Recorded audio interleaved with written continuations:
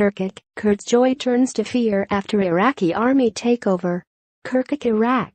Reuters, Turkmen and Arab shoppers stroll through an open-air food market in an ethnically mixed area of Kirkuk, haggling over the price of tomatoes and gossiping about their neighbors.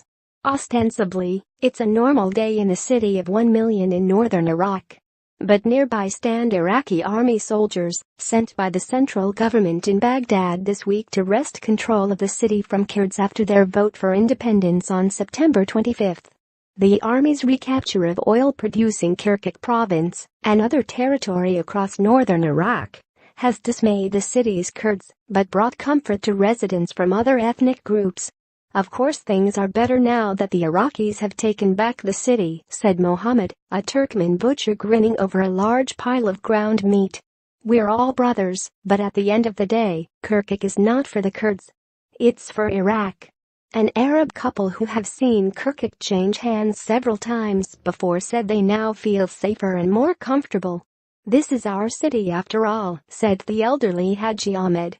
Across the street in a Kurdish-owned restaurant, the mood is different.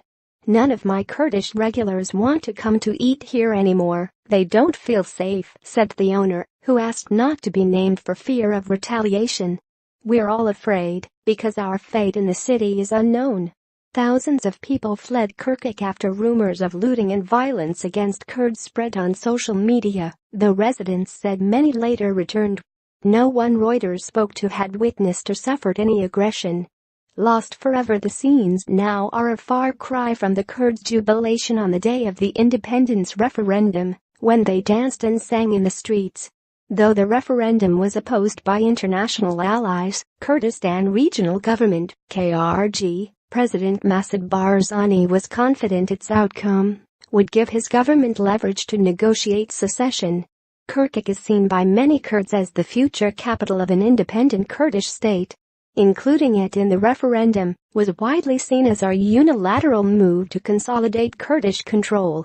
Peshmerga fighters seized Kirkuk in 2014 after Iraqi security forces fled, leaving the region's oil fields vulnerable to Islamic State militants who had swept across northern Iraq.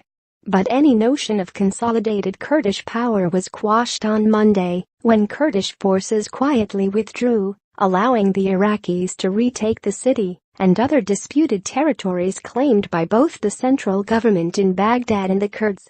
Kurdish flags used to hang from street lamps and buildings across the whole city, but are now seen only in Kurdish areas. Roadside vendors now sell the flags of the Iraqi Army and Shiite paramilitary forces.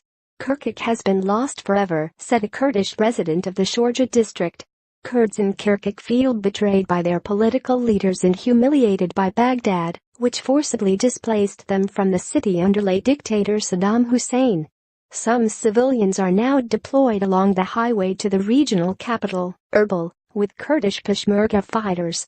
"We brought our guns to defend against the Iraqi invaders," said one, a retired Peshmerga fighter. "We were betrayed, even by our own political leaders. So we had to come with our weapons to fight." The men have built berms and roadblocks to slow traffic into the small town of Altın Kupri, or Purt in Kurdish. "Now we only have orders to defend.